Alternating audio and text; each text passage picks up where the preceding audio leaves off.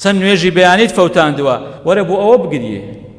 بۆچی ئاهەنگ دەجێڕی وەالعیاذ بالله کە کاتێکیش پرسیار بکەی ئەو خۆشی و ئاهەنگ جێڕانە دەڵێ کە بۆنەکی عالەمیە بۆنەکی جیهانیە لە هەموو وڵاتان ناڵێ خۆکەمکردنەوەیە خۆ زەلیلکردنە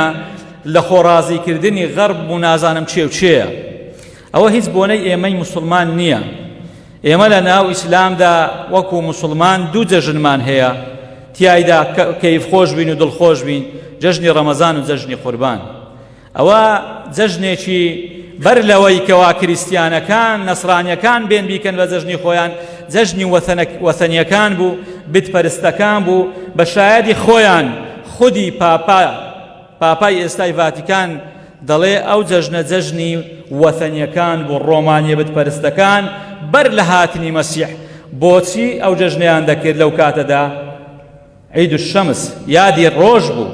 ڕۆژ پەرست بوون ڕۆژیان دەپەرست ئەو جەژنیان دەیان کاتێکەوە نەسرانیەت هات کردیان بەچی بوو ئەوەی ئەو جەژنە هەر بمێنێتەوە نەیانتوانی لە بنی دەرچن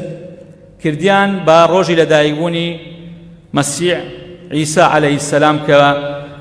قورئانەکەی ئێمە دەڵێ هەڵەتان کرد عیسا لەو کاتەدا لەدایک نەبووە بە بەڵگەی ئایەتی کاتێ خوای گەورە دەفەرمێ هزی بجزع النخلة تساقط عليك رطبا جنيا ئەم داری خورمایە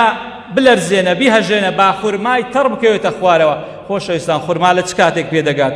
ئایا لە چلەی هاوین و لە گەرمەی هاوین پێ ناگات ئەوان دێن لە ناوەندی زستان لە کاتی بەفر و سوقم ئەو ئاهەنگە دەجێڕن بێ ئاگاکانی ئێمەش بەگەریان دەکەون ئەوان وەکو عەقیدە دەیکەن ئەزانن ئێمەش بەدەستبەرداربوون لە عەقیدە و لە بیر و باوەڕمان بە خۆ نزمکردن و خۆم کەمکردنەوە لەگەڵیان دەیکەین پەنا بە خوای گەورە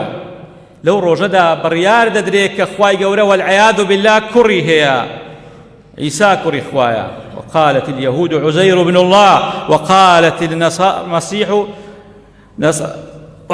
النصارى مسيح ابن الله نصرانە كانش گوتیان نصارى مسيح کوڕی خوایە والعیاذ بالله لەو ڕۆژە ئەوە بڕیار دەدرێت تۆش دەچی بڕیار لەگەری ئاهەنگ دەجێڕی چەند ترسناکە خۆشەویستان ئەمە عەقیدەیە موسڵمان دەچێت دەستبەرداری دەبێت تیایدا خوای گەورە دەفەرمێ وقالوا اتخذ الرحمن ولدا هەڕەشەیەکی زۆر گەورەیە وتیان الرحمن الله جل جلاله منداڵی هەیە والعیاذ بالله وەکو وتمان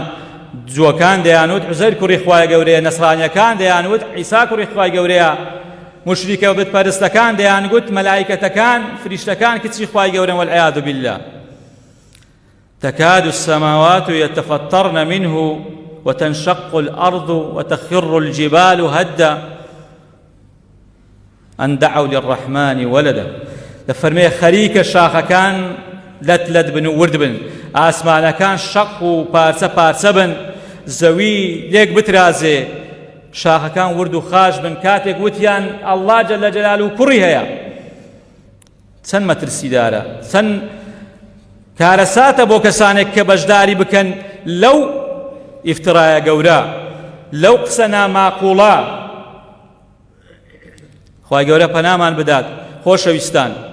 گەنجەکانمان ئاگادار بن ئەمە دەستبەرداربوونە لە عەقیدە و بیر و باوەڕی خۆت شەرمەزاریە خۆڕی سواکردنە خۆکەمکردنەوەیە کەوتنە دوایە وات لێ هاتووە کە پێیان دەوتت ئیممەعە یعنی لەگەڵتام هەرچی بکەی لەگەرتایە مەولود دێ بازار پڕی خەڵک دەبێ و بەرناکەوی کە بۆنەیەکی بدعیە نەورۆز دێ دنیاوە بەرناکەوی هەمووی بەگە دەکەوی پاپا دێ دنیاوە بەناکەوی هەمووی بەگە دەکەوی ئاغای مەتەڕی دێ هەمووی بەگە دەکەوی سەری ساڵ دێ هەمووی بەگە دەکەوی ئەتو چ میللەتە چی کامە بدە کابیر و باوەڕ لە ڕۆژی قیامەتیش پەنا بە خوای گەورە وەڵامت ئازر کە بۆ ئەوێ خوای گەورە پەناماندا لێمان خۆش بی